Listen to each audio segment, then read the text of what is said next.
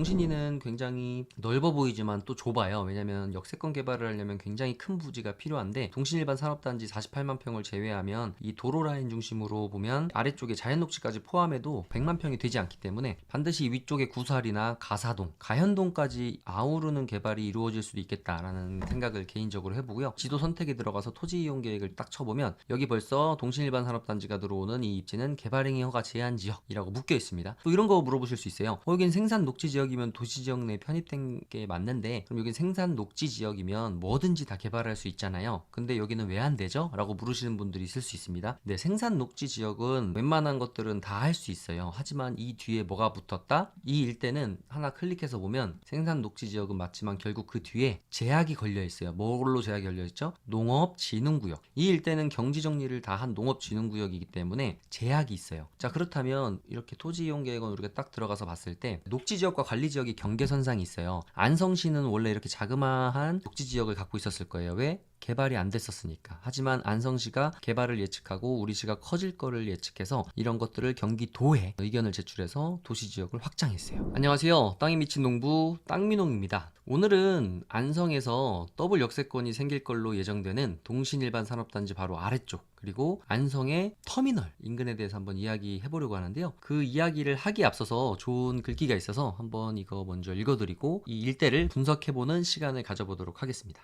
뉴욕은 캘리포니아보다 3시간이나 이르지만 캘리포니아가 느리지는 않습니다. 어떤 이는 22살에 졸업하고 5년을 기다려서야 좋은 직업을 얻고 어떤 이는 25살에 CEO가 됩니다. 그렇지만 50살에 세상을 떠나기도 합니다. 어떤 사람은 50살에서야 CEO가 되지만 90살까지 삽니다. 어떤 이는 여전히 싱글이지만 누군가는 이미 결혼했습니다. 오바마는 55세에 퇴직했습니다. 트럼프는 70세부터 대통령을 시작합니다. 세상 모든 이들은 자신만의 발전의 시간대가 있습니다. 주변에 누군가는 당신 앞에 가고 있는 것 같지만 또 어떤 이는 당신 뒤에서 오고 있는 것 같지만 사실 모든 이는 자신의 시간대에서 자신의 길을 가고 있습니다. 질투할 필요도 없고 비웃을 필요도 없습니다. 그들은 자신의 시간대가 있고 여러분도 그렇습니다. 삶은 정확한 행동의 타이밍을 기다리는 것이라고 합니다. 그러니 마음 편하게 가지시길 바랍니다. 여러분은 운명이 여러분에게 맞추어 놓은 시간대를 가고 있는 것입니다. 이 글귀를 보면서 토지 투자를 하려고 하시는 분들한테도 적용하면 참 알맞겠다라는 생각을 했는데요. 땅은 오늘이 가격이 제일 싸다라는 말도 있지만 사실 그 얘기는 맞는 얘기는 아닌 것 같아요. 왜냐하면 2, 3년 전에 경기가 호황일 때 사신 분들 같으면 지금 그 금액대에 나눠도 안 팔리는 곳이 있고 그 금액 이상으로 내놓아도 잘 팔리는 곳이 있는데요. 그렇기 때문에 토지 투자하실 때 너무 시간에 대한 강박을 갖기보다는 내가 어떤 정확한 지점에 투자를 할까를 고민해 보시는 게 굉장히 중요한 시기라고 생각합니다. 지금 영상으로 보고 계신 곳은 여러분들께서 많이 주목하고 계시는 안성의 동신일반 산업단지와 그리고 안성의 버스터미널 그리고 더블 역세권이 들어오는 인근을 촬영한 영상인데요. 이 인근은 호재와 이슈에 의해서 가격대가 많이 올라간 것은 사실입니다. 하지만 발전 가능성도 가지고 있는 것도 사실이고요. 이런 시장이 된 곳이 토지 투자하기에 가장 애매한 지역인 것 같아요. 왜냐하면 집가 상승을 바라는 시세 차익형 부동산으로 토지 투자를 접근하는데 이 주변의 집가는 이미 어느 정도 올라 있기 때문에 토지 투자를 한다고 생각하셨을 때 이 주변은 건축을 해서 임대가 나갈 정도의 입지가 아니라면 많은 비용을 지불하고 토지를 사도 그 땅에서 수익이 나오지 않기 때문이에요. 그래서 동신인 일반 산업단지 주변에 많은 분들께서 이곳을 주목하시면서 특히나 이런 농업진흥구역에 대해서 많이 질문을 하시는데 저는 토지 투자의 초보시라면 진흥구역은 하지 않으셨으면 좋겠다라는 말씀을 자주 드리곤 합니다. 왜냐하면 이 농업진흥구역은 정말 농사밖에 못 짓는 지역입니다. 여기에는 건축행위를 해서 임대도 놓을 수 없고요. 그리고 이미 집가 상승이 어느 정도 반영이 돼 있기 때문에 여러분들이 지금 접근하셔서 이곳이 만약에 수용이 된다 하거나 이랬을 때 지금 집가 상승분이 너무 높기 때문에 여러분들이 생각하시는 것처럼 수용가가 나오지 않을 가능성이 매우 매우 높아요. 진짜 이런 것들을 이 안성보다 먼저 발전한 도시 평택의 고덕이라든지 말 나온 김에 한번 가볼까요? 평택의 고덕 신도시 인근을 보면 지능구역이 많진 않아요. 왜냐면 이 아래쪽에 광활한 지능구역이었던 지제역세권의 뉴홈으로 해서 또 이게 수용이 되기 때문에 이 일대에 이제 고덕 신도시를 주변으로는 기존의 도심과 그리고 지제역세권 개발되기 때문에 이제는 고덕 신도시의 서측 일부를 제외한 나머지 부분에 지능구역이 없는데, 보시면 이 일대의 지능구역도 우리가 이제 시세와 호가를 많이 얘기하는데, 시세는 뭐냐면 이미 거래가 돼서 가격이 찍혀 있는 것을 시세라고 하고, 호가는 지금 팔리기를 대기하고 있는 물건, 팔리기를 대기해서 나와 있는 물건들이라 볼 수 있죠. 그럼 이렇게 볼 때 고덕 신도시를 품고 있는 이런 경계선상에 있는 지능구역 같으면 신도시 효과를 충분히 똑같이 누릴 수 있기 때문에 앞으로 향후에 동신일반 산업단지에 반도체 소부장 특화단지가 들어오고 더블 역세권이 생긴다고 했을 때 좀 비교해 볼 만한 부분이, 우리가 하위 비교 대상을 하는 것이 아니라 이렇게 상위 비교 대상을 찾아봤을 때도 평택 고덕 신도시와 지제 역세권보다 동신일반 산업단지가 좋아질 수는 없어요. 그래서 이 일대를 한번 비교해 보는데 이곳은 이미 다 수용이 되는 부분이기 때문에 이런 신도시의 접경 지역에 있어서 신도시 혜택을 누릴 수 있는 곳도 비싼 곳도 있겠지만, 약간 떨어진 곳들 보면 이런 곳들 평당 55만 원입니다. 고덕 신도시와의 거리가 불과 1km 정도밖에 되지 않아요. 그리고 잘 찾아보면 45만 원짜리도 있거든요. 그러니까 동신산단 인근으로 가보면 평택 삼성반도체 삼성을 품고 있고 고덕 신도시를 품고 있는 525만 평의 개발이 되고 있고, 또 아래쪽으로 엄청난 개발을 예고하고 있는 평택과 비교해 봤을 때 이 고덕 신도시의 혜택을 다 누릴 수 있는 이런 지능구역도 지금 45만 원대가 있는데, 동신일반 산업단지가 평택 고덕 신도시 인근의 지능구역보다 비쌀 이유가 뭐가 있을까요? 그래서 여러분들의 자산을 지키는데, 그러니까 저도 이런 얘기를 하기가 굉장히 좀 쉽진 않아요. 왜냐면 이쪽에서 업을 하고 계신 분들도 있기 때문에 이 주변도 많이 비싸졌거든요. 근데 내 투자 자금은 딱 요거 하나밖에 없는데 내 전 재산을 투자해서 이런 안성으로 이사를 와서 여기서 뭔가를 해보시려고 하면서 지가 상승도 바라시는 분들이 굉장히 많거든요. 근데 그런 분들이 이런 농업진흥구역을 굉장히 많이 문의하셔서 저는 항상 이런 부분은 힘듭니다 라고 일단 말씀을 드리는데, 그 이후에는 어쨌든 각자 본인들이 선택하시는 거니까요. 저의 요 일대의 조언은 여기까지 해드리고 한번 이제 분석하는 시간을 가져보도록 할게요. 이 입지를 한번 지도로 보여드리면, 이 입지는 지금 드론이 이 위치에서 떴어요. 떠서 이렇게 좌우측을 비춰주는데, 지금 서울세종고속도로 안성맞춤 IC가 올해면 개통을 하고요. 그리고 이 버스 터미널 같은 경우는 이 더블 역세권 개발이 이루어지면서 반드시 같이 터미널 개발도 이루어질 걸로 저는 생각을 하는데요. 동신일반 산업단지는 이미 개발 행위 허가 제한 구역으로 묶어서 이쪽에 이제 난개발을 막아놓기 시작했죠. 경기부동산 포털 한번 들어가 보면, 경기부동산 포털은 경기도만 나옵니다. 천안의 입장이나 이런 쪽 보시면서 경기부동산 포털을 보시면 안 나오고요. 이렇게 안성시가 되어 있는데, 이렇게 안으로 들어가 보면 서울세종고속도로, 이게 위성사진 위에다 덮어놓은 거기 때문에 실제 공사하고 있는 모습들을 볼 수 있어요. 서울세종고속도로 라인은 벌써 공사 현장의 모습이 아주 선명하게 보이는 것들을 봤을 때 올해 안에 개통이 거의 확실시 되고요. 이미 명절 전에 가개통을 해서 이쪽에 경부고속도로와 중부고속도로의 통행량이 이쪽으로 얼마나 분산되는지를 또 체크해 보기 위해서 조기 개통을 목표로 공사를 하고 있다는 현장에 계신 분들의 이야기도 또 들었었는데요. 이렇게 쭉 들어와 보면 이 동신리는 굉장히 넓어 보이지만 또 좁아요. 왜냐면 역세권 개발을 하려면 굉장히 큰 부지가 필요한데, 동신일반 산업단지 48만 평을 제외하면 이 도로 라인 중심으로 보면 아래쪽에 자연녹지까지 포함해도 100만 평이 되지 않기 때문에 반드시 위쪽에 구살이나 가사동, 가현동까지 아우르는 개발이 이루어질 수도 있겠다라는 생각을 개인적으로 해보고요. 지도 선택에 들어가서 토지 이용 계획을 딱 쳐보면 여기 벌써 동신일반 산업단지가 들어오는 이 입지는 개발행위 허가 제한 지역이라고 묶여 있습니다. 또 이런 거 물어보실 수 있어요. 여긴 생산 녹지 지역이면 도시 지역 내에 편입된 게 맞는데, 그럼 여긴 생산 녹지 지역이면 뭐든지 다 개발할 수 있잖아요. 근데 여기는 왜 안 되죠? 라고 물으시는 분들이 있을 수 있습니다. 네, 생산 녹지 지역은 웬만한 것들은 다 할 수 있어요. 하지만 이 뒤에 뭐가 붙었다? 이 일대는 하나 클릭해서 보면 생산 녹지 지역은 맞지만 결국 그 뒤에 제약이 걸려 있어요. 뭘로 제약이 걸려 있죠? 농업진흥구역. 이 일대는 경지 정리를 다 한 농업진흥구역이기 때문에 제약이 있어요. 자, 그렇다면 이렇게 토지 이용 계획은 우리가 딱 들어가서 봤을 때 녹지 지역과 관리 지역이 경계선상이 있어요. 안성시는 원래 이렇게 자그마한 녹지 지역을 갖고 있었을 거예요. 왜?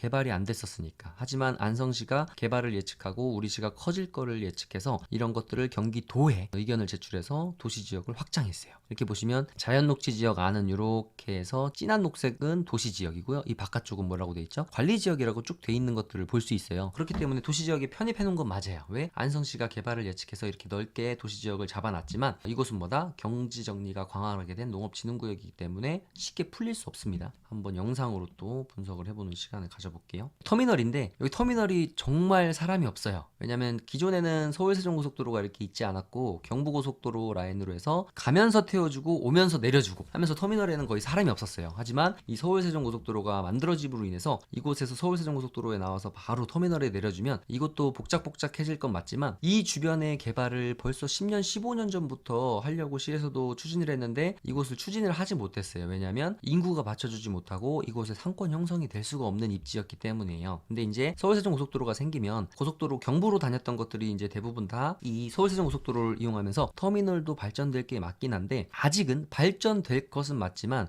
안성시에 뭔가를 건축을 했을 때 임대가 나가는 시장은 아직 아니에요. 그렇기 때문에 이 주변 일대에 호가는 많이 올랐어요. 가격은 많이 올랐는데 이 주변에 건축을 한다고 해서 임대가 나가는 시장은 아니라는 사실이에요. 그렇기 때문에 내가 이 동신일반 산업단지나 안성의 더블 역세권 그리고 이제 아파트 물어보시는 분들 많아요. 푸르지오 아파트나 홍익 아파트나 동광 아파트 이런 아파트는 어떨까요? 라고 하시는데 안성 같은 경우는 원형지 시장 호재화 이슈로 인해서 원형지 100만원 초반의 가격대들이 200이나 200 중반까지는 수월하게 갔어요. 그리고 이 주변대는 이미 가격대도 굉장히 높게 형성이 됐지만 이제 무슨 시장이 됐냐면 건축을 해서 임대가 나가야 되는 시장이 형성되려면 지금 호재화 이슈로 올라갔던 이 집가나 가격들이 또 한 번의 퀀텀 점프를 하기 위해서는 인구가 받쳐줘야 돼요. 그렇기 때문에 동신일반 산업단지나 터미널 부근, 안성의 개동 라인이라든지 이런 가격대가 좀 있는 곳은 선별적으로 진짜 내가 어떤 사업적인 행위를 하실 분들이나 또 적은 금액이 아닙니다. 다 큰 금액들인데 그 큰 금액을 놓고 나는 10년 동안 놔둬도 괜찮아. 그리고 나는 이 정도의 돈은 내가 10년 동안 놔두고 시세 차익을 볼 수 있다면 나는 얼마든지 금리도 감당할 수 있어 라고 하시는 분들 정도 투자할 수 있고요. 지금 소액으로 어느 정도의 회전율을 보시는 분들은 이쪽 라인들은 전문가나 정말 이곳의 시세의 호가 그리고 향후의 발전 가능성까지 해서 내가 어느 정도의 금액까지 예측하실 수 있을 정도의 레벨의 고수가 아니라면 동신이라든지 이 일대는 지금 먹거리가 사실은 많지는 않다. 그리고 굉장히 선별적으로 접근해야 되기 때문에 굉장히 어렵다라는 일단 말씀드리고요. 그리고 이곳을 보면 이제 더블 역세권이라든지 수도권 내륙선 그리고 지금 GTX에 대한 내용들이 있는데 안성시에 관한 자료를 한번 보겠습니다. 2024년 부서별 주요 업무계획 보면 교통정책과라고 있습니다. 여기 보면 수도권 광역급 철도 GTX 도입 타당성 검토 용역 굉장히 설레이는 부분이고요. 그리고 평택 안성 부발 고속화 철도 건설 사업과 수도권 내륙선에 대한 이야기가 있습니다. 한번 볼게요. 국가철도망 조기 구축 추진에서 평택 안성 부발선 고속화 철도 예비 타당성 조사 용역 조기 완료 및 기본계획 수립 그다음에 수도권 내륙선 동탄 안성 청주공항 광역철도 사전 타당성 조사 용역 완료 및 예비 타당성 조사 대상에 선정되는 협의를 한다고 합니다. 그러니까 평택 부발선은 어느 정도 8분 홍선을 넘어갔고 수도권 내륙선은 아직도 4분 홍선을 넘지 못했다라고 생각하시면 좋을 것 같아요. 지금 보시면 수도권 광역철도에 대한 이제 GTX가 지제역까지 오는 게 확정이 됐죠. AC 노선이. 그래서 향후에 평택 부발선이 만들어지게 되면 아무래도 공도역이라는 건 만들어질 수밖에 없을 것 같아요. 평택 부발선이 만들어지면 공도역이라는 것이 만들어질 텐데 그렇게 된다면 공도에서 한번 쓰고 그 다음에 지제역으로 이어질 테니까 안성에 평택 부발선이 만들어지게 되면 지제까지 평택 부발선으로 가서 여기서 GTX, AC 노선, 그 다음에 KTX, SRT 등 모든 철도를 이용할 수 있게 되기 때문에 이 안성에 더블 역세권이 생긴다면 안성의 삶의 질 그리고 사람들의 수도권으로 접근성이 굉장히 좋아지는 것은 사실입니다. 그렇기 때문에 중요한 게 이제 평택 지제역에 들어오는 GTX를 또 사용할 수 있게 되느냐 아니냐에 따른 부분도 굉장히 중요한 부분이기 때문에 시로서는요. 이렇게 연결이 된다면 굉장히 좋은 부분인데 이것은 이제 예비 타당성 조사에 들어갈 수 있게끔 용역을 한다는 얘기입니다. 한 3억 정도 들여서 용역을 한다는 내용이기 때문에 아직 굉장히 먼 부분이고요. 그 다음에 이제 많은 분들께서 궁금해하시는 수도권 내륙선과 평택 부발선인데 수도권 내륙선은 조금 오래 걸릴 얘기라고 볼 수 있어요. 왜냐면 사전 타당성 조사 조기 착수 쭉 해서 여기 보면 사전 타당성 조사 용역 1차 연장이 됐고요. 그 다음에 2차 이번에 연장이 됐는데 이것이 보면은 국토부에서 기재부로 신청을 아직 안 한 단계 국토부의 승인은 됐는데 기재부의 승인이 안 됐다 정도로 생각하시면 될 것 같고요. 아직은 기재부의 예비 타당성 조사에 들어가지 않았어요. 그렇기 때문에 요거는 기본계획 수립하고 설계 용역하는 데까지만 2027년 정도로 예상하는데 이런 계획들은 길어질 수 있기 때문에 한 보수적으로 2030년 정도까지는 봐야 될 것 같고요. 그러면 보면 이 수도권 내륙선이 정말 만들어져서 안성 시민들이 이용하게 되려면 이거는 20년 이상 걸린다. 그러니까 어느 정도의 기대 심리는 반영됐다고 볼 수 있고요. 평택 부발선은 수도권 내륙선보다는 그래도 가시적으로 보이는 것들도 많고, 그리고 보면 이렇게 2조 2천억 원의 가량의 금액이 들어가는 내용이고요. 쭉 보면 예비타당성 조사에 착수를 해서 용역 완료가 예정인 겁니다. 그래서 기본 계획을 수립하고 그 다음에 기본 실시 계획 해서 이것도 2027년이에요. 그러면 이것도 한 2030년으로 보고 대략 이런 호재와 이슈는 어느 정도 반영이 조금씩은 더 되겠죠. 이미 반영이 돼 있는 부분도 있지만, 그렇다면 이게 공사가 완료돼야지 가격이 올라가는 건 아니기 때문에 계속 역세권에 대한 얘기가 나올 때마다 이 주변의 가격대가 조금씩 올라갈 수는 있어요. 그런데 이제 어느 정도까지 올라가면 이것이 실제 공사가 시작돼야 또 한 번 올라가고 착공이 돼서 사람들이 사용할 수 있을 때 또 한 번 퀀텀 점프를 하기 때문에 기대 심리가 녹아 들어간 시점이 어느 정도 시점이고 어느 정도까지 들어갔는지를 좀 생각해 봐야 될 부분이에요. 그래서 이 주변 같으면 평택 부발선, 수도권 내륙선 아주 굉장히 호재와 이슈를 만들어낼 수 있는 이슈지만 이것이 실제 만들어지고 착공이 되고 하려면 굉장히 오랜 기간이 들어가기 때문에 이 역세권에 대한 투자를 하시는 분들 같으면 굉장히 긴 호흡으로 가야 된다라는 말씀을 일단 드립니다. 그렇기 때문에 이 주변을 투자하는데 여기 생기기 때문에 투자한다, 그래서 나중에 수용이 되면 또 수용 보상가가 많지 않을까요? 이런 얘기들 하시는데 그런 거는 굉장히 위험한 생각이 있으시라고 생각이 들어요. 그리고 앞으로 동신일반 산업단지 같은 경우도 개발행위허가 제한지역으로 지금 묶어놓고 시작을 해요. 왜? 이 주변에 개발을 해야 되는데 난개발이 일어나면 보상가가 높아지기 때문이죠. 그러면 향후에 요 일대를 개발하려고 한다면 동신일반 산업단지가 48만 평 정도밖에 되지 않기 때문에 이거 갖고는 더블 역세권 개발을 할 수 없습니다. 안중 역세권 같은 경우 더블 역세권도 아닌 그냥 역세권임에도 불구하고 150만 평 이상을 개발하기 때문에요. 역세권 개발이 된다면 이곳에 가연동, 그 다음에 안성 종합버스터미널 일대, 구사리, 내방리 일대까지도 아울러서 개발이 되어져야 되지 않겠냐라고 저는 개인적으로 생각을 해요. 그래서 이 라인이 개발하기 좋은 것은 뭐냐면 일부 이렇게 개발된 푸르지오 아파트나 이 터미널을 부실 수는 없을 것 같고요. 이건 그대로 살리고 이 주변에 광활한 농업진흥구역이 있기 때문에 이런 농업진흥구역을 수용해서 개발한다는 것은 어쨌든 개발 비용이 적게 들어가요. 그렇기 때문에 향후에 이런 곳에 사는 원주민 일부 이런 취락지구에 있는 분들 같으면 나중에 딱지 같은 것도 나올 수 있겠고요. 원주민들 이주자 택지라든지 이런 거 분명히 보상해줘야 됩니다. 그래서 이런 것들을 전체적으로 종합적으로 개발을 할 때 안성시에서는 옆에 있는 평택시라든지 그 다음에 용인의 사례를 참고해서 이 일대를 개발할 때 이주자 택지 부지라든지 이런 것들을 조성해서 전체적으로 개발을 할 때 한 번에 개발을 하려고 계획들을 세우고 있지 않을까라는 생각을 해봅니다. 왜냐면 이 일대를 터미널은 터미널 개발 놔두고 역세권 개발은 역세권 개발 따로 하고 이렇게 하기가 어려워요. 한 번 할 때 제대로 해서 이 일대를 정말 안성의 랜드마크로 만들려는 안성시의 계획들이 있을 것 같고, 기존에는 안성 국회의원과 시장님의 역할이 굉장히 중요한데 그 중에 안성시의 일은 어쨌든 시장님께서 많이 하는 부분이고, 국회의원 분들 같으면 중앙정부에 가서 예산을 따온다든지 이런 일들을 하는데 어떤 당이든 상관이 없지만 시장님하고 국회의원이 같은 당이면 아무래도 협치가 더 잘 될 거기 때문에 이번에 또 안성시에서 같은 당이 됐다는 것은 굉장히 시너지를 발휘할 수 있는 부분이지 않나 라는 생각해보면서 오늘 영상은 여기서 마치도록 하겠습니다. 저는 땅이 미친 농부 땅민홍이었습니다. 감사합니다.